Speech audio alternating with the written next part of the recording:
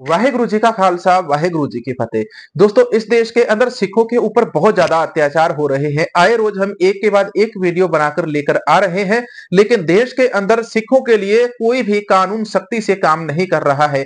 कभी सिख की दस्तार उतार दी जाती है, कभी सिख को मारा पीटा जाता है, कभी उनके बाल खींचे जाते हैं, कभी उनके कपड़े फाड़े जाते हैं, तो कभी कोई सिख गुरुओं को गालियां देकर चले जाता है। लेकिन कानून सोया रहता है, कानून को कोई मतलब नहीं कि देश के अंदर सिखों के ऊपर अत्याचार हो रहा है। बीजेपी के राज के अंदर बीजेपी करे उसको हम अत्याचारी और जबर जुल्म कहेंगे, लेकिन बीजेपी के राज के अंदर अगर कांग्रेस का एमएलए भी सिखों के ऊपर चढ़ जाए और पैसे देकर गुंडों से सिखों के ग्रंथी सिंहों को मरवाने की कोशिश करे, तो उसके ऊपर आप क्या कहोगे? ये तो घोर कलयुग है, घोर अन्याय हो रहा है देश के अंदर। ये जो घटना है ये राजस्थान की है। राजस्थान के अंदर एक ग्रंथी सिंह को बड़े बुरे तरीके से मारा पीटा गया, दस्तार उतार दी गई और उनके कपड़े फाड़ दिए गए। ग्रंथी सिंह को मारा किसने? औरतों ने। तो राजस्थान वाला मामला है ये काफी ज्यादा उलझा हुआ है, लेकिन इसके अंदर थोड़ी सी डिटेल में थोड़े से आसान तरीके से आप सभी को समझाने की कोशिश करता हूं।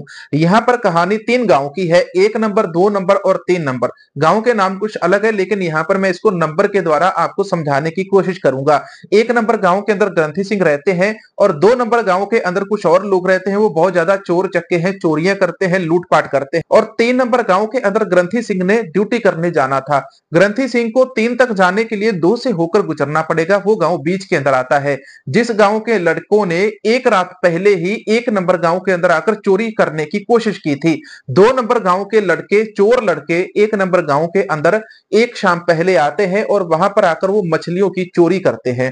मछलियों की चोरी करते समय वहां पर वो पकड़े जाते हैं। 1 नंबर गांव वाले 2 नंबर गांव वाले लड़कों को, चोर लड़कों को वहां से भगा देते हैं, हल्ला मचाते हैं। इसी तरह अगली सुबह होती है। अगली सुबह के ऊपर ग्रंथी सिंह 1 नंबर गांव से 3 नंबर गांव के लिए निकलते हैं अपनी ड्यूटी के लिए, लेकिन जैसे ही वो 2 नंबर गांव तक पहुंचते हैं तो वहां पर सामने से एक कांग्रेस का और अपने साथ कुछ गुंडे लेकर वहां पर उस गांव के अंदर आ जाता है। वहां पर आकर ग्रंथी सिंह को अगवा कर लेता है और वहां से उठाकर गांव के किसी और घर के अंदर ले जाता है। वहां पर बहुत सारी महिलाओं को पैसे देकर वहां पर बुलाता है और वहां पर महिलाओं से ग्रंथी सिंह को पिटवाता है और वहां पर उनकी दस्तार उतारी जाती है, बाल उखाड़े जाते हैं, कपड़े फाड़ दिए जाते हैं, उनको जलील किया जाता है और उनका वीडियो भी बनाया जाता है। ये जो वीडियो है अपने व्हाट्सएप चैनल के अंदर मैं डाल चुका हूं, वहां पर जाकर आप इसको देख सकते हैं। इतना ज्यादा अन्याय राजस्थान के अंदर हुआ। इसी के ऊपर सरदार तेजिंदर पाल सिंह टिम्मा ने कानूनी कार्रवाई करने की मांग की। पुलिस के पास गए तो पुलिस ने जो कांग्रेस के खिलाफ एक भी शिकायत वहां पर नहीं लिखी, ना उसके खिलाफ ना उन गुंडों के खिलाफ। तो इन्होंने सारी सिख संगत को इकट्ठे करके, आप जो तस्वीरें इधर देख रहे हैं ये तस्वीरों के अंदर वही समय का वीडियो है जब राजस्थान के अंदर सरदार तेजिंदर पाल सिंह टिम्मा ने पुलिस स्टेशन के बाहर धरना मार दिया और उस धरने के बाद तकरीबन 4 घंटों के बाद फिर यहाँ पर जो पुलिस है वो बाकी जो गुंडे थे उनके ऊपर कार्रवाई करती है। अब आप सोचिए कि देखो, बीजेपी का राज चल रहा है, बीजेपी के राज के अंदर अगर बीजेपी का एमएलए ऐसा करता, पुलिस उसके खिलाफ कार्रवाई ना करती, वहां पर तो हमें पता था कि ये जबर जुल्म हो रहा है। ये मैं कहना चाहता हूं कि बीजेपी की सरकार होने के कारण वहां पर तेजिंदर पाल सिंह टिम्मा के ऊपर गरीब बच्चों की सेवा करने के लिए गुरुद्वारे के अंदर लोगों की सेवा करते हुए कई बार उनके ऊपर एनएसए लगा है बीजेपी। लेकिन कांग्रेस भी इसी प्रकार से बीजेपी के राज के अंदर करेगी, पेश आएगी, तो इसके ऊपर हम न्याय मांगने कहां जाए? बीजेपी भी मार रही है, कांग्रेस भी मार रही है, तो सिख जाएंगे कहां? तो ये बातें मैं आपको स्पष्ट रूप से बताना चाहता हूं कि जो जो बंदा सिख कौम के लिए, सरदारों के लिए, अपने हक के लिए आवाज उठाता है, दूसरों के हक के लिए आवाज उठाता है, उस बंदे को बहुत ज्यादा मुश्किल सहनी पड़ती है। पंजाब के अंदर भाई अमृतपाल सिंह महरू के साथ यही चीज हो रही है। सिखों ने इस देश की आजादी के लिए कितनी बड़ी लड़ाइयां लड़ी है, सबसे ज्यादा बलिदान सिखों ने दिया है। और आज जब से ये जो देश है आजाद हुआ है, आजादी के बाद इस देश के अंदर अगर सबसे ज्यादा जुल्म हुआ है तो वो सिखों के ऊपर हुआ है।